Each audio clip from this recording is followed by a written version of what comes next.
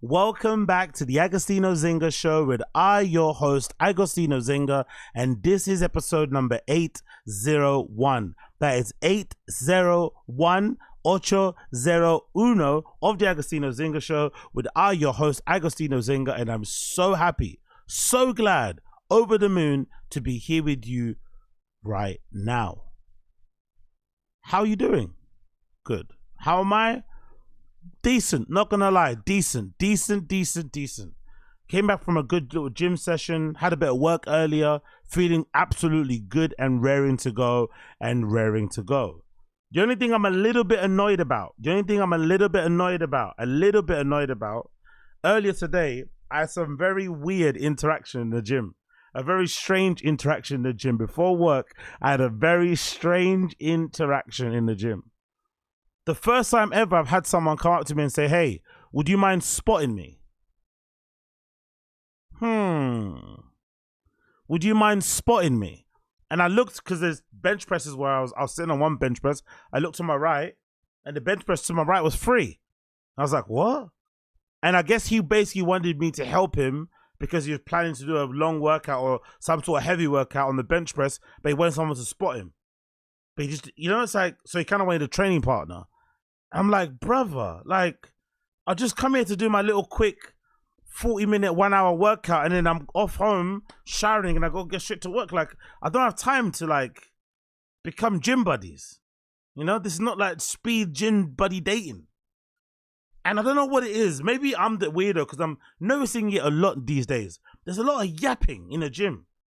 And this is coming from a professional yapper, an aspiring professional yapper, a yapper from birth. All I do is yap. This entire channel is just full of me yapping about things that I barely know about with passion and vigor and whatever else that comes at the back of that. So I know what yapping is. I appreciate the art of yapping. And I think yappers recognize yappers. But yappers are also very strategic about where they yap and where they don't yap. Some situations, you don't yap. You get brought to a house party by your friend, you don't know anybody there, you don't yap. You meet your friend's girlfriend for the first time, you don't yap. You get introduced to your friend's parents for the first time, you don't yap. You meet their siblings, you start yapping. You might hang out with their work colleagues, you yap. You have to pick and choose your yapping moments. You're in the underground, on the train, and someone does something funny, you don't yap, you just smile. You keep it moving. You're at work and somebody's sharing a story about their weekend. You don't yap. You let them have the table. You let them have the space. There's nothing worse at work than somebody that wants to one-up you. Right? At work, you should always be sharing. It should be an exchange of stories. It should be like a tennis match. But you don't hog the ball. And in the gym, in my opinion, in the gymnasium, of all places, shut up. There should be minimal yapping, unless you're yapping to your friend. But coming up to a stranger and saying, hey, would you mind spotting me? And then we have to have this weird, awkward conversation where I'm trying to figure out what you're saying. You're trying to say it to make sense, but not sound needy or not sound weird. And then by the time I realize it, we're both really awkwardly looking at each other. And then you have to kind of be like, oh, no, it's fine, Dore. I understand you're busy. I was busy before you interrupted me. How did you realize only now during the conversation that I'm busy? I was busy when you interrupted me. So now you interrupted me, speak. Now clarify your position. Clarify your request, please. He didn't. He kind of got a bit shy and a bit awkward and left. But like, bro, you already disturbed me, so you might as well just ask your request. And at the end, I was thinking, you know what? I might as well just do this because he put me in a position where I'm feeling awkward and he's just standing there asking me if I want to spot him. And I'm saying no. And it almost sounds like I don't want to pass him the ball. Like, I know it's my ball. You know what I mean? It's like, it's not that deep. I'm just using a bench quickly. But there's one there free. I don't know. I just don't get people, legit. I don't get people who go to gyms and need help. Especially with spotting. Why are you training that hard if you can't lift the weights by yourself? Surely you should maybe have somebody that spots you, go at a busy time where someone can spot you, or maybe do the weights according to your current level of strength that you can manage, to failure or with reps, and leave it there. Because this spotting thing as well, it's like, I swear spotting is a bit of an art form. There's a way to do it right and wrong. You're just asking randoms and hoping to know to spot. How about they mess it up? How about they drop the barbell on your neck? Then what? Am I to blame? Or are you to blame for asking me? You don't know who I am. I don't know, man. I find all that stuff so annoying. All this talking and conversating and ha ha he he and wah wah wee wee. It's like, brother, please, man, please. Just focus on what you're doing. No one cares, and go out, go away, go out. Like I don't even look at people's faces. Legit. I'm staring through them.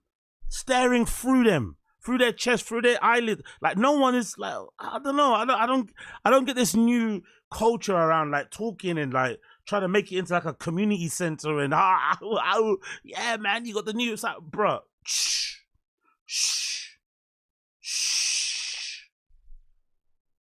But maybe I'm the oaf. Maybe I'm the old dude. Maybe I'm the boring guy.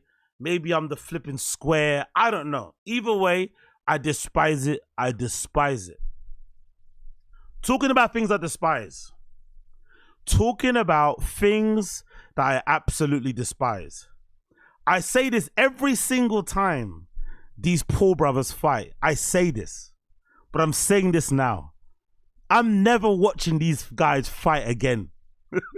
I say it all the time, and they always find a way to grab me in and convince me to watch one of their fights with their marketing and their branding and their promotion and all this malarkey. But after this past weekend, Jake Paul's fight against Mike Perry, I promised myself I will never watch a Paul brothers boxing fight ever again. That was so terrible. Obviously on Mike Perry's side mostly, but on Jake Paul's side too. It was such a mismatch size-wise. I didn't realize how big Jake Paul is compared to Mike Perry. I always thought Mike Perry was a big boy, was a pretty stocky lad, but compared to Jake Paul, it was like there was 2 weight classes in between them. Not even 1, 2 in between them. Sorry. I could not understand how they were in the same ring. Then when the fight starts, Mike Perry's form of defense is just walking straight into Jake Paul's punches. No head movement, no guard, no footwork, just walking straight at him. It was wild to watch. This guy's defense was his chin, was his face, was his orbital. That was his defense. His nose was his defense. And every single time, Jake was finding him. Don't get me wrong. Mike Perry did land some decent shots. But overall, he got absolutely pummeled. To the point where at the end, I think it ended at the fifth round or something, his face is always bloody and red and stuff. Don't get me wrong, Mike Perry has got a lot of scar tissue. He's one of those type of fighters that cuts really easily too. So that could be part of it. But he looked a mess at the end. I think he got dropped like 3 or 4 times. I don't know. Wherever it was. And it made me think, I'm not like an expert when it comes to combat sports. I'm not an expert when it comes to the UFC or MMA in general. But I know some of the fighters. I'm aware. I watch a lot of cards. I pride myself on watching the full card, prelims, the early prelims, the main card. You know, I check some YouTube videos out and stuff. And I remember thinking to myself, I think I might say that on a random show stream. I was thinking aloud, why am I hearing chatter on social media, on the timeline, saying Mike Perry's got a chance of winning? I couldn't get my head around it. I was like, hold on, is this the same Mike Perry that I remember? The Mike Perry that I remember was pretty terrible in the UFC. He had some okay wins here and there, but overall, he wasn't a skilled fighter. He wasn't a skilled striker. He didn't have great boxing fundamentals. So I was struggling to figure out, why is everybody saying Mike Perry was going to win? I couldn't figure out. I was like, why? Even though Jake Paul's not a great boxer, he's been boxing, you know, he's been focusing on boxing only for the last, 5 years it feels like? Maybe less than that. But he's been focusing on that for a while. He's definitely going to beat him. And he seems to be bigger. So I never understood why people were thinking Mike Perry's got a chance. But then when I thought about it, and obviously I saw the reaction to when Jake Paul won, I was like, oh yeah, because everyone hates Jake Paul. And people want to see Jake Paul get starched. They want to see him get humiliated. They want to see him get humbled. And they hope that these MMA fighters, however washed up they are, however bad they are going to be the ones to quote unquote teach Jake Paul lessons, set him right, or bring him down the pedestal, whatever. I guess that was the hope. But watching the fight, there was no chance that was going to happen. The only chance Mike Perry had to win was landing some sort of haymaker. But he looked awful. He looked so bad. Like, I forgot how bad he looked. And a few people have said this on social. It actually made Michael Venom Page look worse. Because Michael Venom Page lost to him, I think, for a split decision at the bare knuckle fighting, right? Or on a bare knuckle organization against Mike Perry. So you're thinking, hold on. How could Michael Venom Page, who's an elite striker, lose against somebody like Mike Perry who doesn't have any footwork? All he has is the grit, the determination, and maybe the aggression, right? And the fearlessness. That's maybe a little bit important in some respects, even though all fighters are probably fearless. But in terms of his skills, I don't know, bro. I don't know. And Jake Paul struggling to take him out was a sight to behold. Jake Paul actually struggling. And credit to Jake Paul, at least. There was a point where it seemed like he was getting frustrated because he was trying to, put his lights out, and he was getting dropped and standing up again and almost kind of waking. Like, Mike Perry had this weird thing that he did where he was getting knocked down. He'd get knocked down. He looks like he's out, and then he'd almost like bring himself back alive again by fighting more. Like, it was so weird. It's almost like getting knocked down charged him up. It kind of gave him more life. But in the end, it kind of came to an end, and he couldn't do it anymore. But the first couple of knockdowns almost gave him a second wind. It was so odd to watch. So that I was watching. And then, of course, Jake Paul didn't look great at all. At all. Jake Paul didn't look great. And now you know why the fights that he picks are the ones that he picks. But at the end, when he called out Alex Pereira, I was thinking to myself, wow, bro. Wow. Okay, I guess that's the next Cirque attack that's going to come in. On paper, it looks like a complete mismatch. Alex Pereira looks like he would absolutely take his head off, but you never know. You never know in these situations. But I refuse to watch these fights again. I refuse. They're a complete waste of time. They're not entertaining. There's a fight before that was entertaining in the main card when the guy unfortunately got knocked out very, very badly. He was winning on points and probably would have won the entire fight and really dominating and outclassing his opponent. And then he took his eye off the ball, and then the guy just went to work, connected with like 3 punches to the chin, and the guy was flat out before he hit the ground, face first in the canvas. Wild scenes. And that was probably a better fight, and maybe a couple of others before that. But this Jake Paul v Mike Perry fight, wow, man. After all that talk, after all that gas, after all that promotion, it just turned into like, legit, you can see people in your gym. I think it's called like white collar box. I've got what the thing is called where you do in the gym with headgear. But you can legitimately see people at your local amateur circuit who are better than this, who will provide you with a better who put on a better show. Like, because this was so terrible. So terrible, legitimately so terrible. And again, I don't really see the appeal of these guys. I don't get why people watch these things. Maybe you watch it because it's a bit silly. You don't watch it because it's serious boxing. But I think I get duped. I get sold the okie-doke. I get involved in the rope-a-dope. Like, I believe the gas. I buy into the market, and even though I say I'm not going to do it, and I inevitably live to regret it. Because he's staying up late, especially in London. I stayed up until like 6 a.m. to watch this thing. And I was like, God almighty, man. I've just messed up my entire body clock for nothing. So I'm never doing that again. I promised myself this time. I say it all the time with him, but I'm not doing it again. That Mike Tyson fight coming up fast, not watching. He's trying to get Alex Pereira to fight him, won't watch. Like, no way. I refuse, man. Like, congrats to him for like running up the scam. Congrats to him for like the hustle.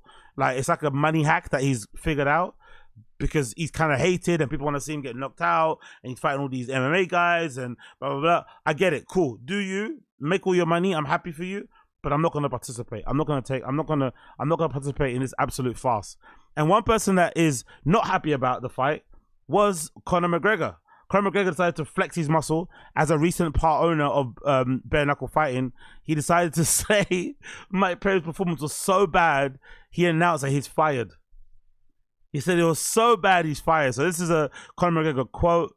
It's somewhere down here. Let me get it for you.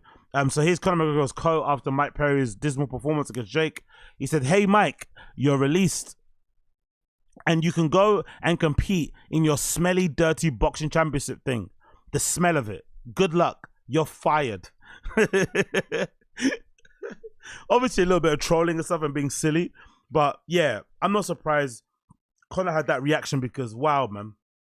Shocking fight. Absolute shocking fight. Calling Mr. Violence, all this malarkey, and man just goes in there and walks straight into his opponent's punches. Doesn't have any defense. Yeah, no thank you, man. No thank you. No thank you. Cool. Moving on. Can we please talk a little bit about House of the Dragon Season 2, Episode 6? Just a tiny bit. No big spoilers and stuff, but wow. I'm really starting to enjoy the scenes in House of the Dragon where the small council are convening. I'm starting to enjoy a lot the friction that's existing with, I think, is it Aime Targaryen and his mom Alicent, and kind of him basically, you know, not really listening to her and kind of becoming his own man, but also kind of being very similar to Aemon in his kind of mannerisms, the politics, all the things that they mention, the conversations, the writing. Stupendous. But what I love the most about the Dance of the Dragons, or the whole theme of the actual episode or the actual season, I love how they're stressing the price of being king or queen. That's a constant thing running through. I love that that is the main crux of it. It's like, once you get it, you're going to realize that you've paid the ultimate price, because many of your loved ones, friends and family are going to die. Small folk are going to pass away.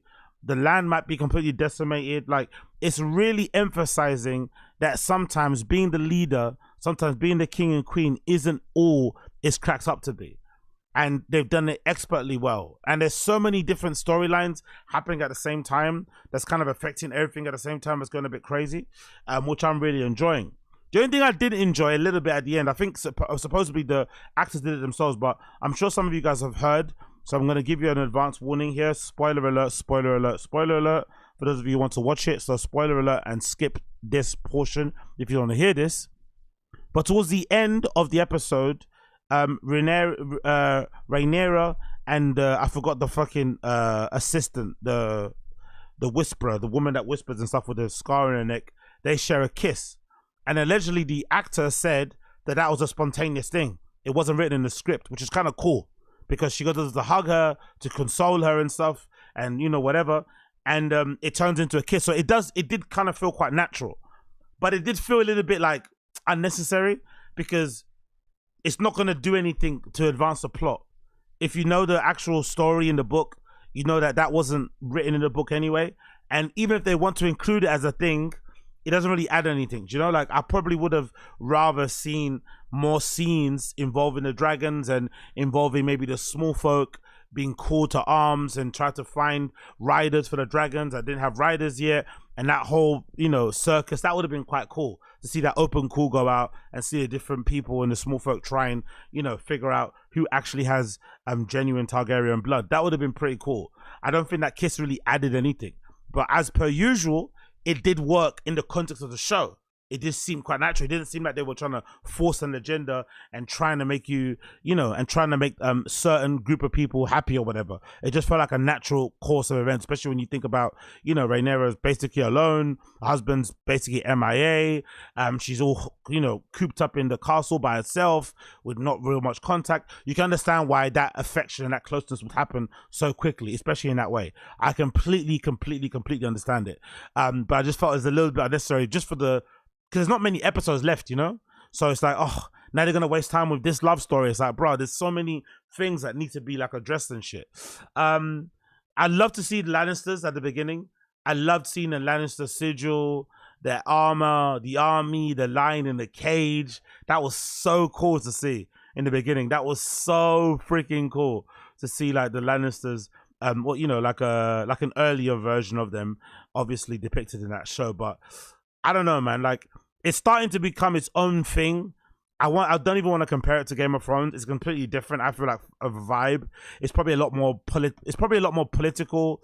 It's probably a lot more, I would say, it's probably a lot more tragic in that event, you know, in that a lot of people die. Like, a lot of people are dying constantly.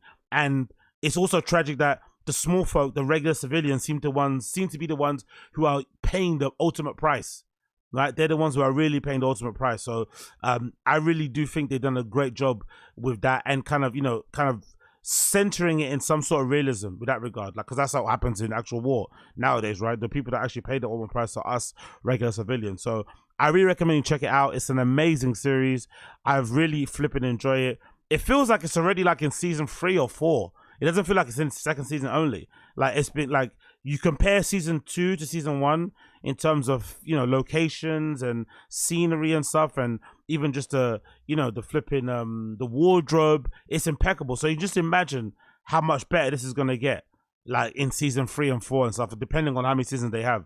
It's gonna get so much better. So big up everybody involved in that show. I really recommend you check it out. If you're a fan of Game of Thrones, obviously you'd be a fan of this, or fantasy and shit, but I think it's its own thing. Go into it with fresh eyes, new eyes, and you enjoy it. It's incredibly addictive, and I'm really enjoying it, especially now considering there's so much trash on TV. It's really good to see something that's actually good. So big up House of Dragon, big up Bloodclot House of the Dragon. Continuing on, I wanted to quickly do an update regarding a story that I covered previously on the Random Show. So this is a bit of a dumb thing because I'm kind of cross whatever, but who cares? So essentially, this podcast channel or this podcast show called Filthy Fellas that mostly focuses on football, they went for a bit of an issue where one of the people associated with it, called Tego, was accused of stealing company funds. Essentially, it was discovered that he was scamming anywhere between like £70,000 to £200,000, and he got kicked out of that particular podcast.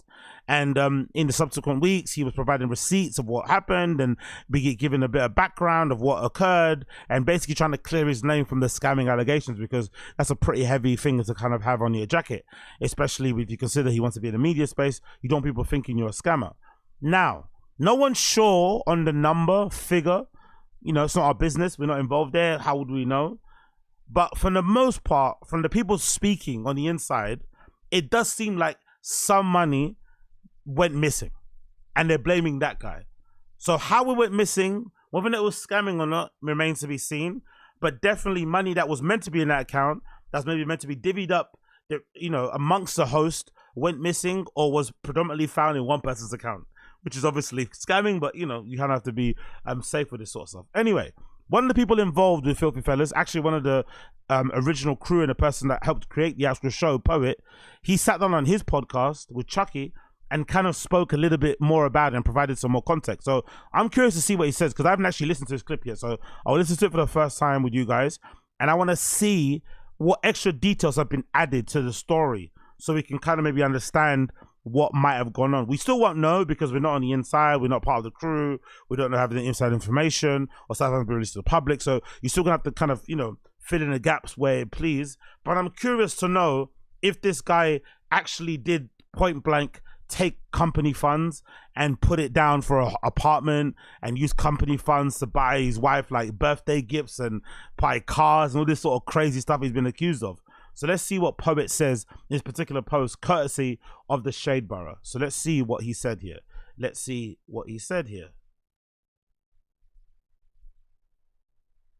If people are upset that I don't want to harbour an individual that will rob me and rob his business partner, if you are upset that I don't want to keep that around me, it makes me question your decisions in life, people. People in life, do you want to have somebody around you that you don't trust? People in life, do you want to have somebody around that you gave an opportunity to? This is no disrespect, and I mean this in the best possible way, because I didn't bring up colour, he did. He brought up white. The culture in which I live and exist in is a culture that I'm familiar with. It's got nothing to do with colour, it's more to do with class. I connect with people because I speak from a place of pain, and individuals that are in working class culture that have elevated through it can recognise it. So we understand that we're in a place where we got to work together. So if someone within that group of people is thieving, they can't work with us. Right. I didn't even want to say this type of information. I believe it's private, we shouldn't. Yeah. But the moment that someone's trying to create a narrative online, that I'm the bad guy, I'm Poet. I connected with Rewind because Rewind have done some great things in the culture, such as if people are... I don't think that's fair. I don't think he was trying to I think there were people online. I think he's addressing, because for some reason, again, I don't watch the Chucky podcast.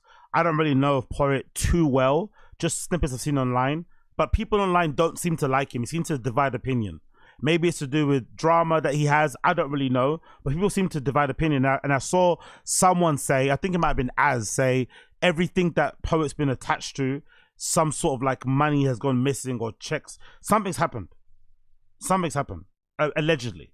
So I guess in that respect, people are now saying that if every time you're in business and something goes wrong and you're the common denominator, maybe it's something to do with you. That's what people I think are trying to get, which I think is unfair in the situation, because it does seem like this Tego guy, the guy with the bald head with the pictures down there, did do some form of stealing, whether it was inadvertent or not. But I don't think it was this guy that was saying, the guy was a bad guy. I think he was just defending himself, which he has a right to do. But I don't think he was trying to defend himself and put this guy down. I don't think so, but I could be wrong. With grime and all of that. Yeah. It's got nothing to do with the man in question. I don't know him beforehand, but he knows me. And when I go there in 2014 and we start doing works, I bring the idea. I bring the people. It elevates his position. He gets more opportunities. Now, he's known within a culture that he would used to live in his bedroom and just chill out. He wasn't outside with the man them. He wasn't outside like we were all outside for whatever reasons we were outside. You didn't live that experience. But now you have the opportunity to be on screen because of moi. Rewind was not relevant before I came around. I've made it relevant. As much as it sounds arrogant, I'm saying this humbly, to be honest with you. This is the truth. It's documented. Forget what I think. It's documented. So if I've raised the value of Rewind through my works, and then within it, use my leverage to raise it, and then leverage everybody else within it, that means the man in question was leveraged by my work. So how can he now feel he's more valuable than everybody in the building and rob? It stinks, Chucky. So all I'm saying is, with grime, I don't think people rob because they feel that they're more valuable. I don't think that's the logic of robbing. I think people rob because there's an opportunity to rob. It's like, I think the majority of people, if they was to find a wallet full of money on the floor, I think so. I think the majority of people wouldn't hand it in. They'll just take it because it's there. But would the majority of people go in someone's pocket and take it out of their pocket? Probably not. So I think when it comes to scamming these situations, it's just an opportunity that presents itself that's too hard not to turn down. It's why people do these crypto scams, NFT scams. People are easily hoodwinked, but the opportunities are also super ripe. Like there's legit companies, from what I've understood about the Boogie situation, Boogie 298 and how he scammed these people, there's actually people involved who know how to do rug pulls. So they basically hire celebrities, notable figures, to be the front-facing people for their rug pulls. And they tell them, hey, don't worry, we're going to run you through the process of what happens, trying to combat the cancelling, blaming us if you do get cancelled or accused of being a scammer, all this stuff. So they do all the mechanics and the gadgets and technology stuff behind the scenes. And you as a celebrity, you just present the NFT or the crypto thing, you scam your fans, and then you act like, oh my God, I didn't know what I was doing. And then you obviously, after a couple of weeks, you kind of enjoy your money with little to no people remembering what you did. So I think those situations are proof that I don't think people are fundamentally evil or scammers. It's just when you're presented with an opportunity where they can scam easily, some people, especially if you're preoccupied about securing the bag, you're going to take the opportunity. So I think in this situation, if the narrative is to believe that, which I think is probably the most likely one from what I've been able to piece together, because everyone's talking in riddles and being vague, maybe because there's like lawsuits pending, I don't know. But from what I've been able to surmise, I think this particular dude, because he set up the channel, because he was in charge of the admin, he may have put his own details like on the AdSense or something. So the money was coming to his account, then he was divvying it up. That's the sense I'm getting. Which is obviously not the right way to go about things. You should have things go into a separate business account or just a bank account that everyone has access to or everyone can see. But you shouldn't be going to your personal account and you divvy up. Yes, if you're trustworthy and you're with a group of friends that you've known for ages, that's fine. But I think in business, even if it's your friends, you should just be very, you should do things above the board just to avoid any unnecessary situations, because I've been in situations myself with friends where sometimes with money, it makes stuff weird. So to take away the weirdness and awkwardness, let's just do everything through their business account. You know what I mean? Let's just make sure we get a business manager or somebody that looks after the books, an accountant, to like pay us at the end of the month and divvy the money that way. So it's not even coming through us, it's coming through somebody that we hire or something. That's probably the right way to go about things. But when you start having it come through your account and you're sending people sort codes, and it gets a bit murky. So I think that's what probably happened. And in that situation, I could imagine a scenario where, you know, money comes in, you want to spend some money, you know you're going to get more money next month anyway, or in a couple of weeks for like some ad or sponsor thing. You just quickly spend that 1K, you know you're going to get free to replace. You know, you start doing all that kind of, it's like when you save. When you save, you sometimes, when you're short on cash and you dip into your savings because you know you're going to get paid, but then sometimes you can overspend, and then by the time your pay comes in, you don't want to put it in savings because, you know, you kind of need that money. So I think that's probably what happened. There was too much going into the pot. Too many hands going back and forth, and then it probably got a little bit too hot. And then by the end, when they realized and tallied it up, because money accrues quickly. Because I know from my previous experience working in a place where a guy unfortunately was fired from where I was working at. He was a big wig in a company because for like, I don't know, a number of years, every time, because he divorced from his wife, so he'd pick up his kids, let's say 3 times a week from school. And I guess, as you know, a divorced dad shit, when you pick up his kids, you take them to fast food joints, KFC, McDonald's, whatever. So I guess for 5 years he'd do that every, 3 days per week. That adds up. So I think the total was crazy when they did accounting. They figured out, oh, this guy's using the company card to buy his kid Happy Meals. So it seems like an insequential amount. It doesn't seem like it's gonna bother anybody. Oh, no one will notice. But over time, 2 Happy Meals for 2 kids, that's like what, £20, £15, times 3, times that by 4, times that by 365 days, however much in the year. That's a lot of money. So I could definitely see him probably not noticing how much he's spending from the company's account. And by the time these guys check the company's account, the company's in the red. All I'm saying is, I'm not condoning robbery. If anybody else wants to, go talk to Abs. Because he don't talk, he robs. So I don't go around there. Jesus I want to have a good time in life. I don't want to be robbed. It stinks. And people are upset with me because they think I want to be robbed. Now the next part of it that doesn't make sense to me. I was on the phone to Specs yesterday. Honourable shout out to And Specs. the day before. Honourable shout And out the to day before. And we were laughing. Which leads me to believe I can't have a problem with Specs. Are people assuming that you do? I have known Specs for 22 years. I can't have a problem. 23. I can't have a problem with Specs. Are people speculating that you are? Because he's gone and then PK's gone and people are disappearing and I'm still around, it's my fault. That guy's my friend. PK's my friend. If I'm telling you, if you've seen the videos on my Instagram, they're back around. They've come back around when someone's left. How can I be the problem? This doesn't sound right. All I'm saying is, I don't know. Saying you can't be not friends with somebody because you know over 23 years doesn't really answer the question. But, I guess he kind of answered the question. So we kind of leave that be. I think last slide now. if that's left and now they're back, how can I be the problem? These things don't make sense. So there's a lack of thought before people tweet, which I'm comfortable with. And let's talk about the people that are tweeting predominantly. A lot of the tweets came after the man in question brought up colour. And now the same people that are trying to get onto me are the same people that support Enzo and Chelsea? Stinker. Oh my Lord. People, what we need to start doing is dance in the yard before we dance abroad. You cannot be upset with the product of Filthy today with me, because the reasons why it is where it is today predominantly is because of what I've done. So I'm not the person to be angry with. There is somewhere you can channel your anger.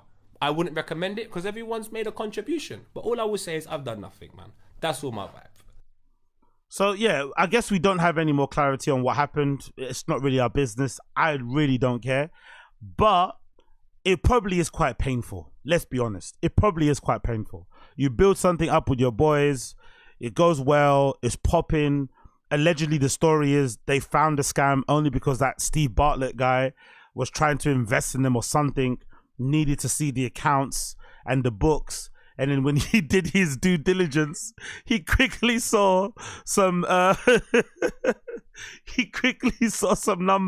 that didn't make sense. He saw some minuses on the account that didn't really add up. He's like, this isn't Pret a Manger expense. Why is it? This doesn't seem like somebody buying like beers on a Friday night for the lads after work. This sounds like some big expenses. What are these Selfridges purchases? What are these Currys purchases? You know, why is £150 going to BT broadband? So he quickly spotted the scam, and obviously that's when it got exposed. So you can imagine the embarrassment, the shame, the anger, the frustration, because part of it also, from what I've let to understand, there's like a core group of hosts, and also there's people that jump on the show, but there's like 6 or 7, let's say maybe more people involved, and nobody spotted that this guy was dipping his money into the company's account. So it took some outside person, an external person coming in and saying, hey, your business isn't kosher, for them to realize. So I'm sure for, you know, a lot of these guys probably think of themselves as business people, or, you know, they've got their business in the right way. And it could be maybe a little bit embarrassing to see that, oh, damn, this guy was scamming for ages, because, you know, maybe there's a scenario where if that Stephen Bartlett guy, or Steve Bartlett, I think his name, or Stephen Bartlett, how do you say it? Forgive me if I got that one wrong. There's a scenario where if that guy doesn't offer to invest or isn't interested in investing, there's a scenario where he probably could have been scamming forever, this Tego guy. Maybe that's a possibility too. So maybe that's part of the frustration. It's like, wow, man, if this guy never came in with this deal, he could have been robbing us blind for a long time. And obviously for the guy, it's bad too, because, you know, now everyone knows of you as a scammer and stuff. So it's all bad for everybody involved. But one thing it is good for, it does show a lot of people online, especially content creators, that there's money to be made. Because these guys were making a lot of money from this show. That I think they were doing like for once a week, if I'm not mistaken. Once a week, there's a bunch of people on the show. They're busting down the money between like 6 people, and they were still walking away with a decent amount of money. So there's proof that in this content space, especially if you're entertaining, you guys have charisma and stuff, and there's a lot of good vibes and chemistry and stuff. You could make some good pee, to the point where people are making money enough to put like deposits down on a house. And if you know anything about the London real estate market, if you live in America, anywhere, you know, it's probably similar to like LA and New York. The real estate market here is crazy, super expensive. Like there's flats near where I live that are dilapidated, that are going for like $1 million. So if guys on a show that talk about football and joke around with their friends can put down deposits for flats in London and houses in London, it's proof that there's a lot of money in this content game. You just got to go out there, get it, and you got to be sure that you hire the right people to look after your money, because with that amount of money coming in, and it coming in so plentifully, or so plentiful and so easily, it's always ripe for scamming. It's not to condone the scam, but I can see why it happens, because it's just, there's too much, you know, there's too much stuff happening. I've been in too many showrooms. I've been in too many startups. I've been in too many studios where things are just like, stuff is just coming in and out. There's no real accounting. Things kind of go quote unquote missing all the time. And sometimes people notice it, some people don't notice it. But I think as well, there's an art to scamming as well. Like I think I've noticed that more and more recently, especially with the NFT thing. I feel like when I was growing up, when you scammed, you usually scammed from a point of like necessity. Like you needed to eat, or you needed to get put on. Like you had no money. So you needed a laptop to like start your little production thing, or you were editing, or you were trying to do something. So you just needed to scam to get that laptop, and then you're off. But then once you got the laptop, you went legit. You didn't just keep scamming. And I feel like nowadays, people just keep scamming, and they think the scam is gonna last forever. That's why I don't get, there's never an exit plan. So this guy, maybe in the beginning, when the P's coming in, it's still bad to just rob from your friends. You should never rob from your friends. But if you were really down bad, I could understand a scenario where, like, you know what? I'm going to ask for forgiveness, not permission. Let me quickly take this. I need it. And then when you get paid, you put that back and you don't do it again. Don't do it again. It's bad, but you don't do it again. But it sounds like this guy was like counting on the scam money. The scam money was like salary. It's like, bruh, you can't be scamming forever. There has to be an exit plan, especially if you got a job. Like usually scammers that scam like that are unemployed, or they don't want to work. You actually have a job that pays you well, and you're still scamming. You're still robbing it. Like, it's like, come on, brother. Like, I never understood. So when I used to work in retail, and you have people like stealing from the till. I never used to get that, because everybody gets punished. We all feel the effects of the scam. It's not only you. If people are upset. It's not only you. Like, all of us feel it. Like when when money goes missing in the till, people start losing shifts. You know, it gets really tense on the shop floor. people get accused that didn't do nothing, that creates tension and awkwardness. Sometimes people get fired. It affects everybody negatively. And what you take out of the till? If you work in retail, how much really are you taking out of the till? £50, 100. Come on, bro. Hardly anyone carries cash anyway. So you're taking minor money, legit petty cash that you're stealing and robbing, and you're putting everyone's jobs in jeopardy just so you can have money. Like, just like hold your, do you know what I mean? Like, tighten your belt and just keep it moving like the rest of us. But I don't know, man. I don't know. I feel like nowadays, like, people are just like, people have no scruples, you know? People have no scruples, maybe a lack of honor and stuff, but the scam feels like people want to have those things last forever. It just, they don't stop with the rug pulls. They don't stop with the crypto scams, with the NFT scams. They don't stop. It just doesn't stop, bro. It's like, bruh, please, get your money up if you need. It's horrible to do, but get your money up and then go legit. But don't fucking do this forever and expect not to get caught. And then when you get caught, you start acting surprised and start posting quotes and motivational speeches and pictures of you holding a fucking canoe shirt. Like, come on, man. Come on. But hey, that's the conclusion so far. Tego is not on the show anymore. I think they're going to just continue on as usual. But I hope that's a lesson learned for a lot of content creators out there to make sure you look after and watch where your money is and where it's going to, who's handling it and all that malarkey. And most importantly, just don't have your money, company money, going into fucking somebody's personal account. That's probably it, innit? It's not that hard, really. Moving on. This random post I saw on courtesy of Pop Crave, I went to comment on because I was wondering to myself, like, I'm sure I've missed the context of this video and I'm sure I'm missing the point of it and I'm probably incorrect in what I'm about to say. But this feels kind of embarrassing, and especially considering the level that Katy Perry is as a musician. Katy Perry is at some club in Barcelona doing some sort of promo, I guess, for her new album coming out. And she's handing out drinks and being like a, you know, a cocktail waitress or something or whatever, a bartender, and kind of, you know, being cute and all this malarkey, handing out shots. And I'm thinking to myself, like, at which, like, is there not a level that you reach as a celebrity, as a star, where you don't have to debase yourself like this? This is okay if you're coming up. This is okay if you're an up and coming, you're an underground artist or something, you're trying to connect with your fans. But if you're like a proper legit artist and you have hit records and you sold records and you've toured and you've got money, why do you have to do this stuff? Or is this really how it works? The hustle never ends. You're constantly having to like start from zero, because you have her dressing up essentially looking like Arca in some of the promo pictures and trying to do the whole Y2K thing. And she's like a 40-plus-year-old woman with like kids and stuff, and you're trying to act or like cosplay like you're one of the young kids and shit, which is one thing, I get it. But then now here you are in a club, like, acting like, when the last time Katy Perry has legitimately been in a club, like actually getting lit, actually getting turned? It must be a long time ago. Her and Orlando Bloom are chilling, they've got kids and stuff, they're living a good life. But when you put music out, you have to do all this stuff. You have to partake in this like clown show. And it's super, super depressing because she's an accomplished artist. She's got records, hit records. She's, you know, sold hundreds of flipping records over the years. Yet still, when it's album time, she has to debase herself like this and get on a table in the top and be like, you know, handing out shots to the gaggle of people who are screaming her name and calling her mother. And it's like, bruh, can't I just put out my album and you guys can enjoy it when you want to enjoy it? Why do I have to do all this stuff? Why am I doing like Charlie XCX promo when I'm a mum? You know? Why is she having to do this? Charlie XCX, I get. She's still like young. She's doing her thing. You know what I mean? Whatever. But like, why does Katy Perry have to do this? This is really depressing when I saw this, honestly. I was honestly depressed.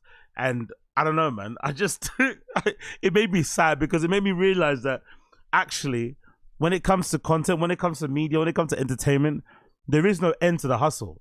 You constantly have to be reminding people that you exist, and you have to constantly be doing things to quote unquote reinvent yourself or reintroduce yourself to the public, because you can't take it for granted and think that everybody knows who you are, because most people don't. That's the actual hard truth of the matter. But yeah, I saw that and I legitimately had to spit some of the juice that was in my mouth out, because that was absolutely hilarious. So big up Katy Perry, big up blood clot Katy Perry. Moving on want to talk a little bit about this, a bit of a side issue regarding Resident Advisor. Big up Resident Advisor for the coverage of this one. It's regarding the legendary DJ and producer Ron Trent. So it says, a crime against promoters. Ron Trent accuses booking agent Darren James-Thomas, I think it's good they got his full name here, by the way, that of fraud and theft. So again, another episode of somebody scamming. Now the booking agent of a legendary Chicago house DJ has been accused of scamming. Absolutely wild, right? So let's actually read the article here. There's Ron Trent there pictured. So let's read the article. Let's get this going. So Ron Trent has accused British booking agent Darren James-Thomas of fraud and theft.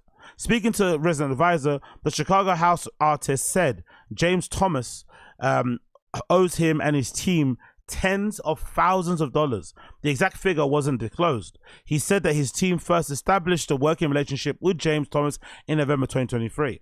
They should obviously say the number. They're probably embarrassed because of how much they got scammed. But if you want to actually have traction and actually expose the person, you know, put your shame to one side and actually say the total figure so that people are aware of how much money is actually on the line. It continues. In a public statement, Trent said James-Thomas had been fraudulently booking festivals in my name and collected.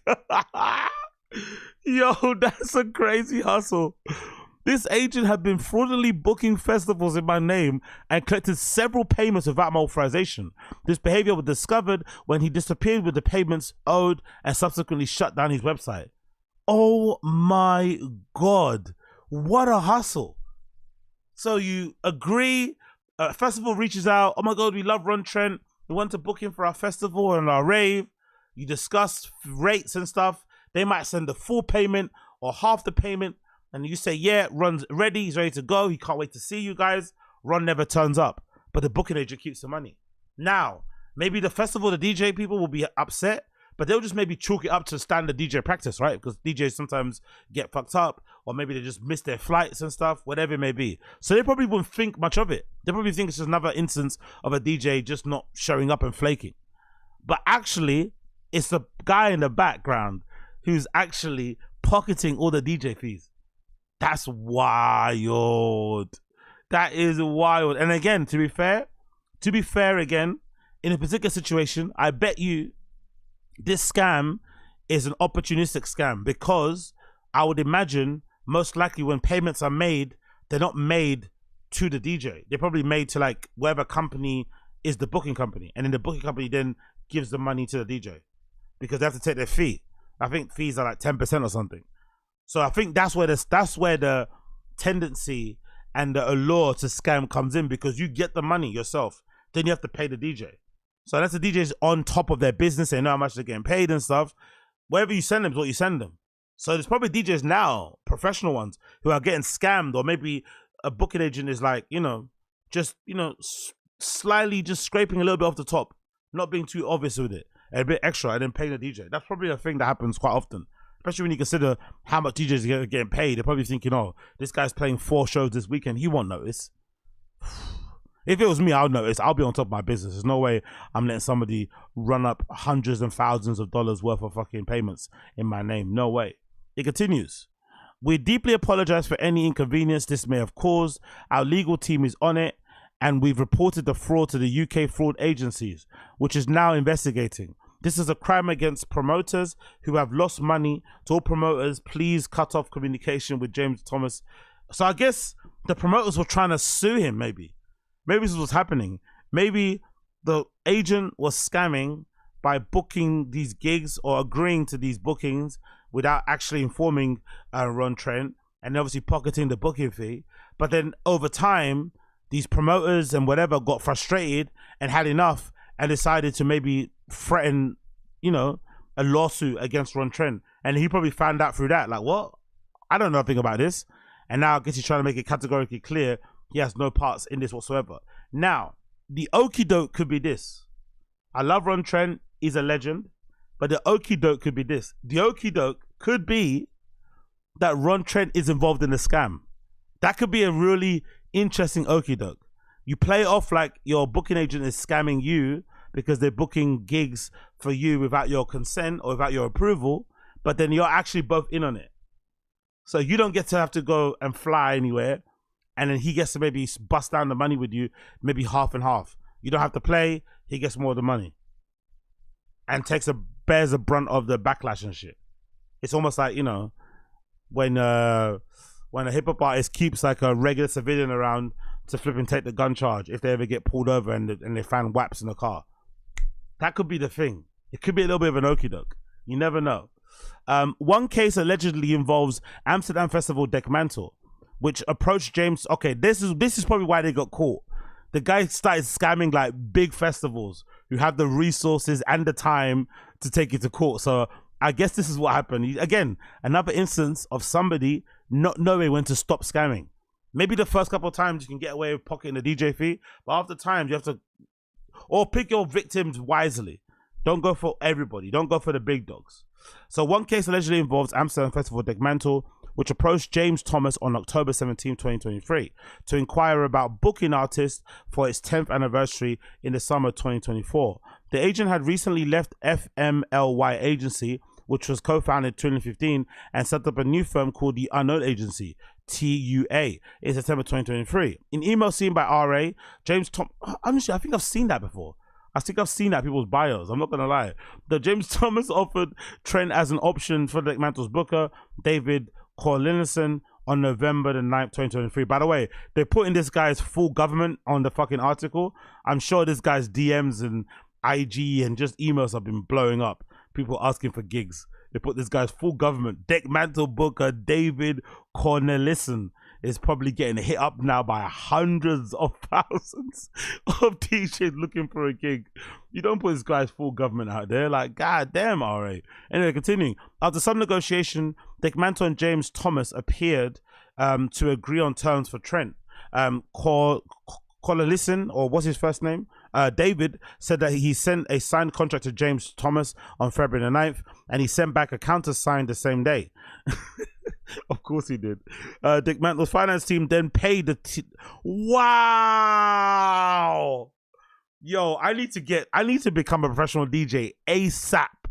ASAP. Not only to play in my favorite clubs, also to make sure I get the bag. These DJs are getting paid in full for a festival before they've performed. I thought that you get paid half and half, or you get paid after the gig, like how I do at my level. Either you get tokens, or somebody gives you money out of the cash till or something after the night's finished, or you invoice them after. DJs get paid in full before they've even played. Yowzers! This is interesting, amazing for me, obviously, but it's also prime for scamming, isn't it? No wonder so many people. I wonder if there must be a clause though in contracts. If you don't turn up, you might have to return some money or something. It must be a clause. Because I was wondering, this might explain why so many DJs decide to just like, oh, I'm sick, I can't turn up or something, and flake. I wonder if that's part of it. Because that seems to be a common thing. DJs just like not showing up at certain gigs. So I wonder if that plays into it. Or maybe because they know they're going to get paid anyway by another festival. If they miss out on one 9K, they're going to get another 9K tomorrow. So it's not like, you know, it's not the be all and end all. But I didn't know they get paid in full. That's wild. It continues. In June, David said Trent approached him to inquire about the fee and whether it had been paid. David said he then followed up with James-Thomas via WhatsApp. That's when you know someone scammed you. When you've conducted business well on one medium, on one platform, on one form of communication, but then you have to chase up the business on other communication platforms, you've probably been scammed, or you're in the process of being scammed. Because if we're okay to talk on email, why am I not having to flip and text you? Why am I WhatsApping you? You know, why am I trying to call you now? Something's gone wrong. Something's gone very, very wrong. According to him, James-Thomas replied to messages sporadically throughout June before ceasing communication on the 25th. Trent and his team are yet to receive any money, though they have decided to honor the booking on August 3rd. So now Ron Trent is basically having to pay for free. Probably cover his own travel, accommodation. I don't blame Dekmantel for like, nah, we booked you, brother. We paid the money. You're playing. I don't care. You sort out that issue with your guy. Like, you're paying. You don't, you know what I mean? I wonder if they're kind of like slyly saying it's his responsibility too because it's his agent. Which it isn't really, because the agent's clearly scamming him. Maybe. You don't know. It continues. The main issue with the situation aside from the theft, is that we operate within a bubble of trust, said how do you pronounce that name? Would it be Cornelius? Cornelissen? Or it'd be Cornelissen, right? Cornelissen. So Cornelissen says it's about trust. Our entire industry relies on mutual goodwill, cooperation, and trustworthiness. Okay, now I get what he means. Because what DJ really worth their soul would want to take the full payment up front before they performed at a gig and then run off and not play? Because if you do that once or twice, you basically burned yourself in the industry. Everyone's going to know you're a scammer that was going to get around. You're not going to get booked anymore. So it's in your best interest to play. You agreed to it, you play. You got a payment, you play. I understand. I get what they mean now. Our entire industry relies on mutual goodwill, cooperation, and trustworthiness. In the 10 years in my field, I have never encountered a situation like this before. So this is more proof that the business does run this way. It's a small business. Probably booking agents know booking agents. DJs know DJs. Organizers know organizers. No one's really scamming like this. No, people probably do scam still, but not like this. Both personally and professionally, this has been damaging for everyone involved. To protect others and after giving Darren ample time to rectify a situation, we have to go public to validate Ron's experience and our own. Wow, bro. The shame, bro. This what's his name? This Dave, anyone with a double barrel name is also a bit sus, by the way. Double barrel name guys are always scamming. This James-Thomas guy, yowzers, bro. Trent, who didn't tour in Europe between 2015 and 2023, said he spent 2 years working on the Warm live show, which is based around his 2022 album, What Do Stars Say to You? Trent is one of the 4 band members alongside Gigi Massin, Miley Mazmanzana, and Neil Charles. Read Trent's full statement below. God almighty, bro. Yeah, this is Ron Trent's statement. Dear all valued partners, we regret to inform you of an unfortunate situation involving Darren James-Thomas from Unknown Agency, formerly known as FMLY Agency, who in recent months is working with my team on a trial basis. It has come to our attention that Mr. Thomas had been fraudulently booking festivals in my name and collected several payments without my authorization. This behavior was discovered when he disappeared with the payments owed and subsequently shut down his website. I'm sorry. Him taking the money and blocking everybody and shit is hilarious. We deeply apologize for any inconvenience this may have caused. Our legal team is on it. We've reported it to the fraud agency, which is now investigating. This is a crime against the promoters who have lost money. To all promoters, please cut off communication with Mr. Thomas.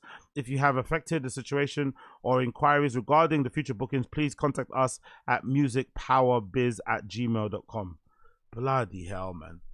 To be fair, I've always wondered, why do DJs anyway bother with booking agencies? Because if you're famous enough, you get a lot of like inbound requests, I'd imagine. If you're a well-regarded person, if you've got a banging tune at the moment, everyone's going to be trying to hit you up to get you to play anyway. So why do you need somebody to book you? Because it's all inbound. But then I guess reading the article, it did say that this James-Thomas guy reached out to Dick Mantle and recommended Ron Trent. So I guess that's the work of an agent. It's not inbound, it's outbound. You are going and hitting up different festivals, hitting up your contacts and saying, hey, this is my roster of people. Is there anybody here that you'd like? And you're suggesting it, which is weird because I always thought festivals or club nights had an idea of who they wanted. But I guess it doesn't work that way. I guess it's kind of maybe half and half. Maybe you have a list of people that you want to book, but then you also open to suggestions from booking agents who might have access to people you couldn't get in touch with. They might come with a package deal and recommend 2 different people, maybe different genres, blah, blah, blah, blah. But it does seem like it's ripe for scamming. I feel like most people could probably get away with doing it themselves. I know when it's my turn to play in these big places, I won't have an agency. I won't have an agent. I'll just do it all myself. Like, there's no need to have somebody and pay them to answer emails, to fill out an invoice. Like, it's not hard to do. To organize your calendar. Like, it's not that difficult. I would imagine, again, speaking from the outside in, and speaking as somebody that's only played in like small clubs in London and bars and stuff, maybe I'm speaking a little bit out of turn, but I honestly think it's a waste of time and money, and probably it's just opening you up to getting scammed, because it seems like in that side of things, there are people who are maybe not in it for the right reason. So hopefully this works out for Ron Trent, because like I said, he's a legend, and yeah, man, this James Thomas guy has been burnt. Darren James-Thomas has been absolutely burnt and exposed as a scammer. And yeah, man, he just, as per usual with these scamming people, they don't know where to stop. He probably run up a couple of scams in a couple of clubs that no one probably would hear about because they're in maybe, you know, not so popular markets. But then when you start scamming like the big dogs like Dick Mantle, people are going to find out, you're going to get exposed, and you're probably going to get in big trouble. So let's see how it plays out. Let's see how that one plays out for Darren James-Thomas and obviously Ron Trent. Moving on, let's talk a little bit about this. So this is regarding online ceramics. I'm not too sure if you guys know online ceramics. They're essentially a really cool hipster merch store. They do loads of cool merch for loads of different bands, loads of different brands. They've worked with A24 in terms of doing merch for them as well. But they're very well known. People love the stuff that they do, right? And I'm a fan of online ceramics too. They do some good stuff, and they put some good stuff, and they just got good, cool graphics. And I think I maybe found out about online ceramics randomly because I love the website too, right? It's kind of like basic HTML coding website type of thing, kind of a bit of a throwback. But I think I might have found them maybe prior to the pandemic. So they do some cool shit. It's been announced, actually, weirdly enough, it's been announced, which is a bit of a shock, that the duo behind online ceramics are splitting up. They're no longer going to be doing it together. One guy is going to go do his own thing, and the other guy's staying to continue doing online ceramics, but then kind of, you know, expanding and doing other things. I think he mentioned something about footwear. So I'm actually surprised. I'm not going to lie, I'm really surprised because they do some really good work. So I'm wondering in this regard, is this a breakup because they fell out with each other? And if it is, it's kind of unfortunate. But it's one of those type of things, I guess, creative projects, working with somebody closely for a number of years, there's always that possibility that things can get a bit soured and business can go awry, or maybe, again, maybe it's someone putting their fingers in the fucking pot, who knows. But either way, it's a bit of a shock because it seemed like an easy money hack for them, this situation where they get to design these cool bits of clothing and shit. They're getting a lot of business, I'm assuming inbound, because of how cool they are and the great stuff that they do.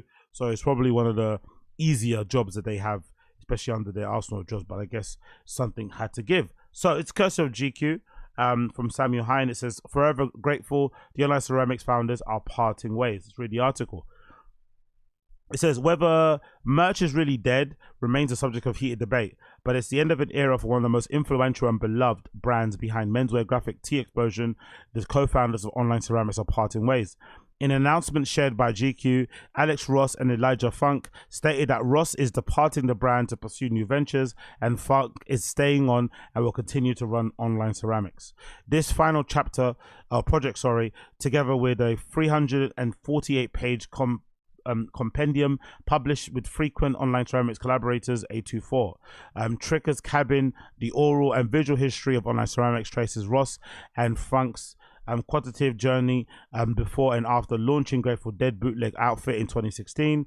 The book is both a capstone to the incredible partnership and an anthology of the singular, boundless creative friendship. So I guess this is in the works for a while because they've got a book to kind of like, basically summarize it. Maybe the book was already planned and it's just an interesting coincidence, but it feels like they've had this in the works for a while. Maybe there was always the plan to exit, which is probably not a bad idea, especially if you want to keep the brand fresh.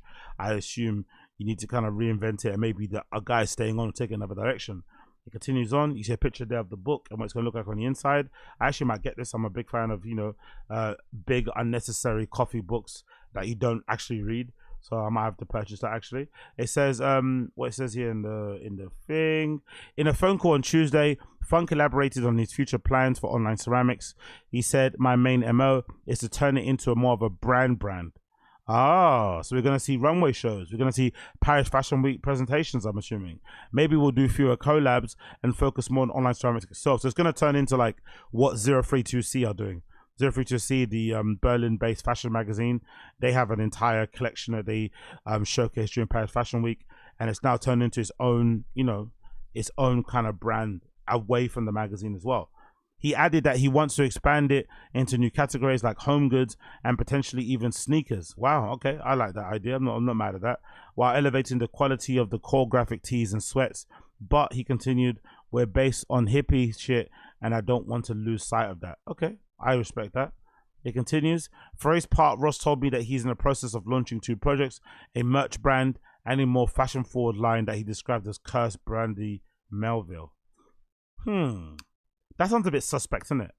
The other ones, so they both got a very iconic streetwear merch brand, incubator type thing. Everyone loves it. Everyone wants to collab with them. They do great art direction, great designs, blah, blah, blah. One is staying to continue doing it and kind of grow it and evolve it. And the other one is leaving to create the same thing that he left behind.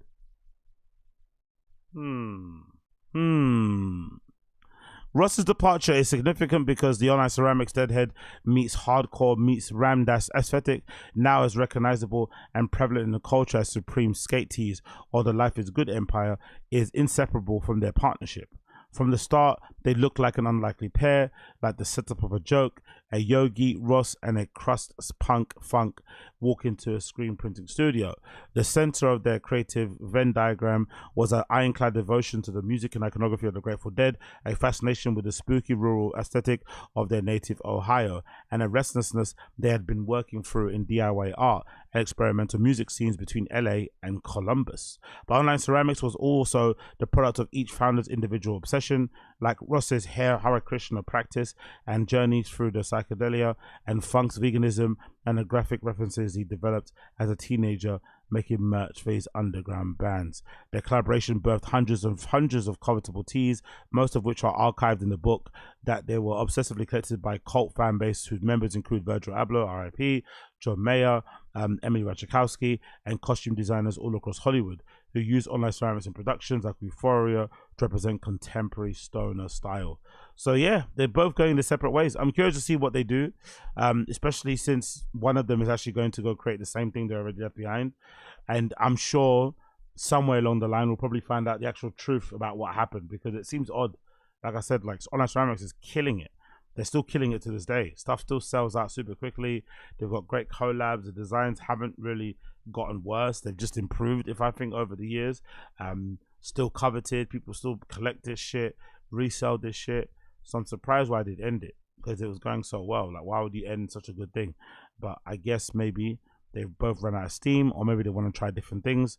So I guess we'll have to wait and see how that plays out. But Godspeed to them both. Godspeed to them both. Moving on from that particular one. So we got to talk about Odell Beckham. So Odell Beckham Jr. won a landmark case against Nike. Now, I believe him when he says he won, because Nike are trying their best to run defense and run cover and kind of like, you know, distract you from what actually occurred. But Odell Beckham decided to post on his Instagram the following picture with the following caption. Again, that's how you know you won against Nike, because look at the amount of legal representation he's standing with. That's a lot of lawyers. Those lawyers don't smile like that unless they actually won and unless they actually got paid. So I'm sure he did. But his caption says as follows: "Just do right, Nike.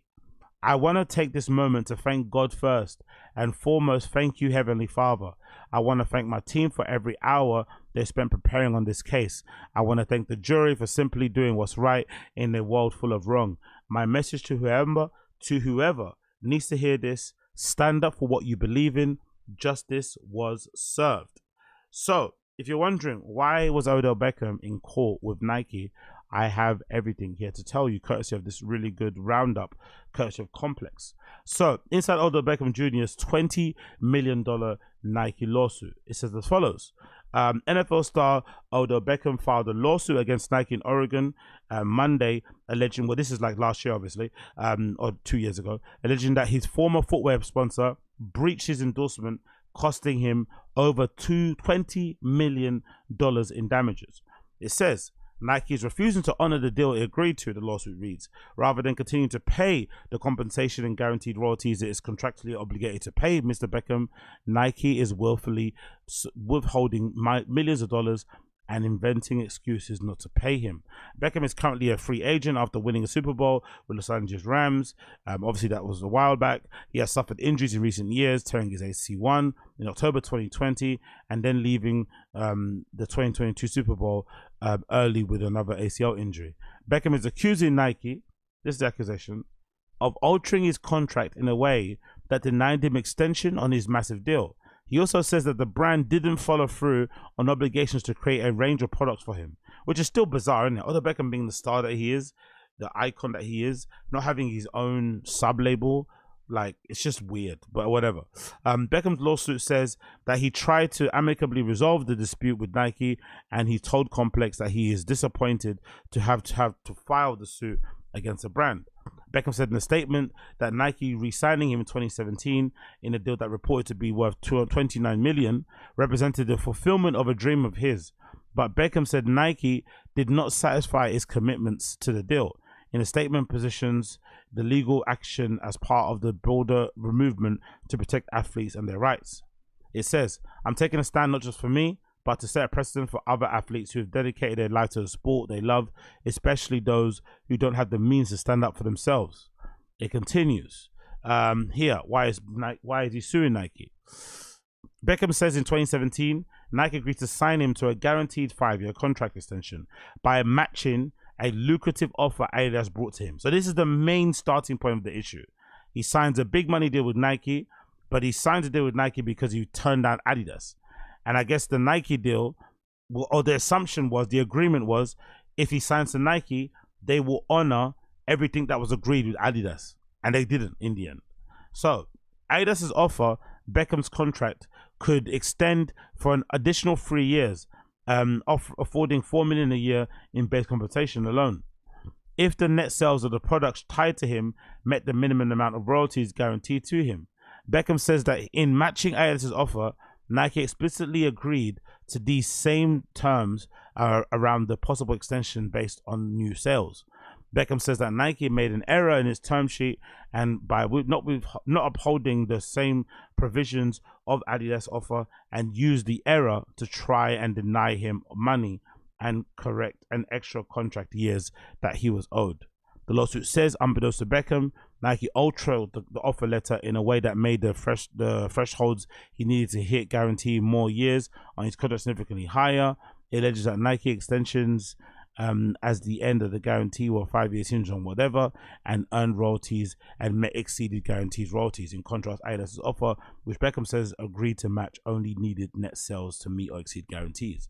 Now, the funny thing about this, when I remember reading this for the first time, what took me by surprise was that this was almost comforting or validating in a way, because I remember how poorly I and my fellow colleagues were treated when we used to work at Nike. Because I used to work at Nike back in the day when they had this store called 1948. And it was so messed up, the situation. We weren't even officially hired by Nike. Like, we weren't really, you know what I mean? Even though we worked in a Nike store and we went to the head office all the time, and all the big guys of Nike would come in there, we'll talk to them. We weren't essentially Nike staff. We were like contractors that were contracted through, I think, if I'm not mistaken, the architectural firm that actually designed the interior of the actual store itself. So we didn't exactly get technically hired by them. But regardless, we were Nike employees, you know, quote unquote. And we were treated so badly by Nike when we were there, not given any sort of, like, you know, I don't want to say encouragement, but we weren't really welcomed with open arms into the head office. There was a lot of like big timing going on, big broing going on, and just generally a lot of like attitude of, like, you know, coldness from a lot of people involved there. And I used to think at the time, especially when you're young, you think all of that stuff is super personal.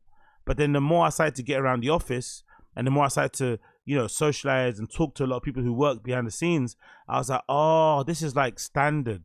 Like, they do this to everybody. Nike had, at that time at least anyway, had a lot of arrogance about them because they knew they were the big dogs. Like, everyone wants to work there.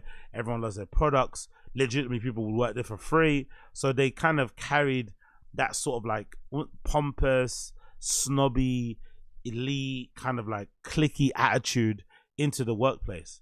So it was really hard. Like, I remember at the time, even some people, I'm not sure if it's different now, but I remember back then, they made it so difficult to let you get limited edition shoes. You work at Nike, that should be one of the perks, but for some reason they made it super hard for you to get it.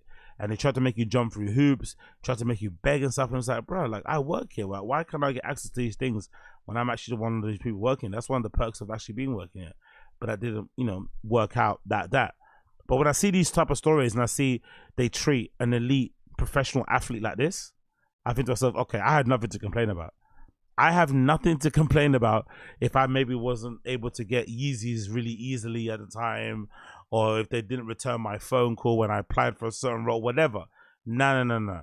Because if they're treating like top tier athletes like this, who are literally generating them money through their presence, through what they wear and stuff, imagine what they'll do to like randoms like me who are just trying to get by. Do you know what I mean?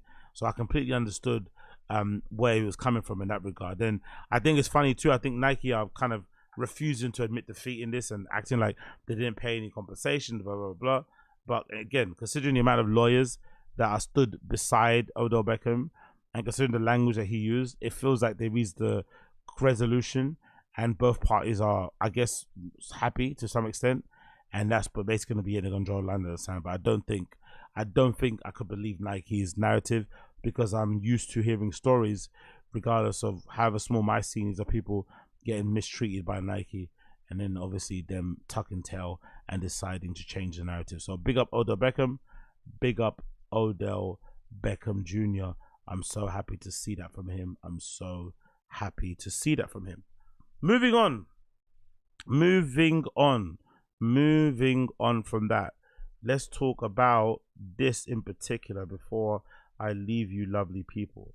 So this is about this particular shoe right here, regarding the Huff Nike Air Max 1 or not Air Max 90 friends and family.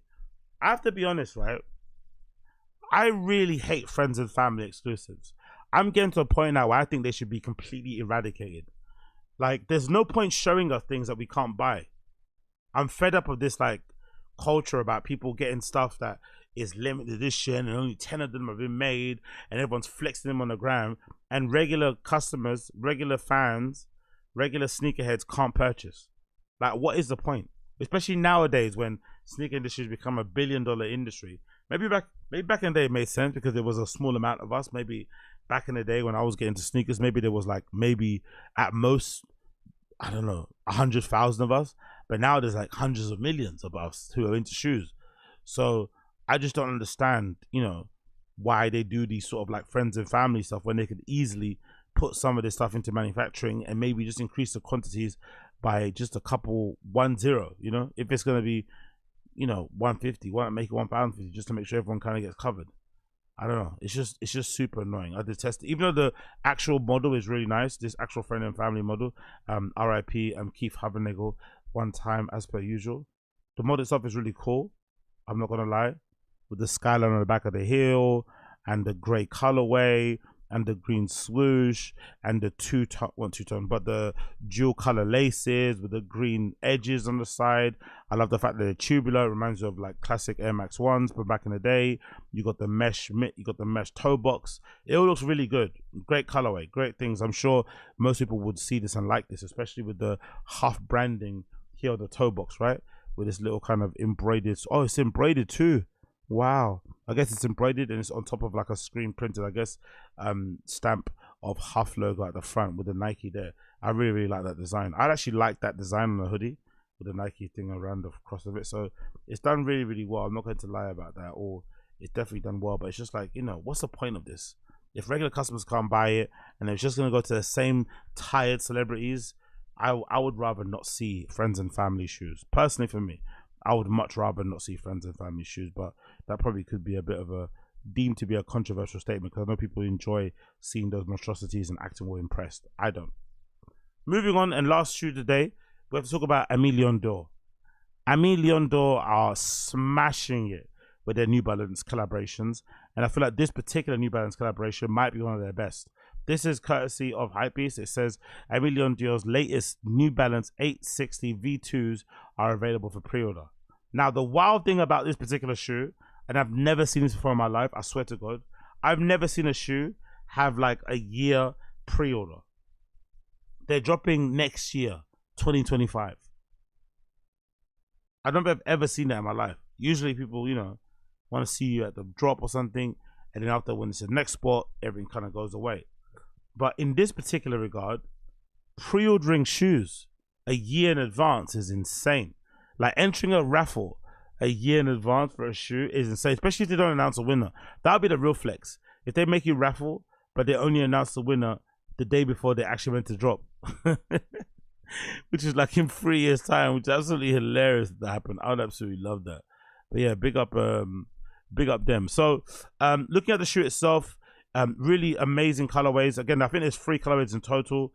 This one in particular is red mesh all over, absolutely sublime. Again, I have to be a little bit cautious because Aime Dore, similar to Kith, they have an incredible filter. They have an incredible photo studio where they take their pictures of the shoes. So they make their stuff pop in an amazing way.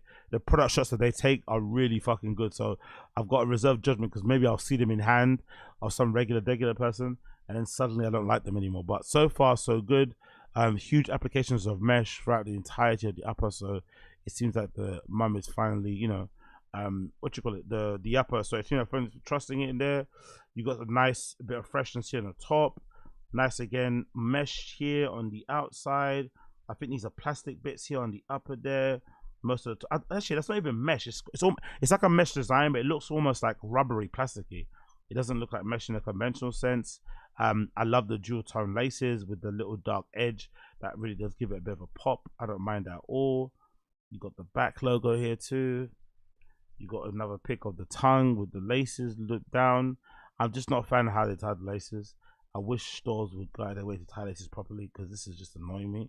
But hey, what can you do? And this is the Aime Dore New Balance shoe that I was saying was absolutely banging. This blue colorway might be my favorite of the entire collection. So if you're not seeing the actual picture, it's a picture of some 860 V2 New Balances, and it's covered in this like royal blue, and it's got the N on the side of it has yellow with red lines and red border on the outline of it. And yeah, there's a nice little yellow heel cup also too happening there too. So one of my favorite colorways there. Really freaking love it. Like, it looks so fucking hard. You know, one of my favorites for sure. And there's another colorway too that I wanted to show you quickly here as we scan through the other pictures or the other angles of that blue colorway. Is also this white. Look how good this white looks. Don't get me wrong, it kind of reminds me a little bit of the Hidden NY shoe, right? They put out recently. It kind of reminds me of that colorway, but it does sit on its own. Like, that's a great 80s Nike tech kind of, you know, of gym outfit shoes. It's got that type of vibe. This is actually something that I would expect if you're sporty and rich. This is something that I would expect you try to get into, the whole like Asics trend and stuff, or even New Balance, just to kind of, you know, diversify your flow of people and obviously allow the, you know, the girls that wear that sport and rich stuff to maybe decide to wear the shoes that everyone's wearing now going to the gym, because these look really cool. They actually look better than the Asics, I'm not gonna lie. This actual model looks really fucking hard. I'm a big fan of it. I am a big fan. So big up Aime Dore. But pre-order is next year, you know. Absolutely wild. 150 though, price wise, not too bad considering it's a collaboration and shit. But the 150, you know, pounds pre-order next year. I guess the good thing about stuff like this is because you're pre-ordering so far ahead, you might actually forget, and then you, boom, you get delivery, you open it, you're like, what? You know what I mean? So that's one of the great things about waiting and about deciding to buy things online. But again, what do I know? Absolutely nada. So that has been the Action Zinger Show, episode number 801. Thanks so much for tuning in as per usual. If it's your first time tuning into a show via the podcast app, please make sure you leave me a 5-star review. If you're watching via the live stream, please make sure you smash the like button down below and leave me a comment with your thoughts and feelings about what you think of the show. I'd love to hear from you. So tune today. I'm not going to play it because YouTube is lame and keep blocking my videos. So I'm just going to show you what I'm going to play if I was going to play it. So the tune today for me is going to be this record. It's going to be a tune from this particular record called The Dog.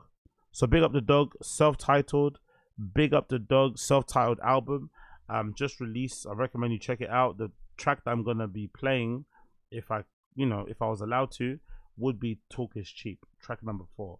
Really like that song. Really check it out. The Dr. Dog, really good album. Make sure you check it out if you're into like indie stuff and whatever else it may be. Check it out if you like it. And my tune today is going to be Talk Is Cheap. So thank you so much for tuning in.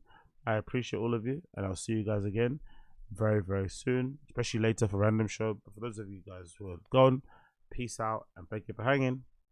Peace.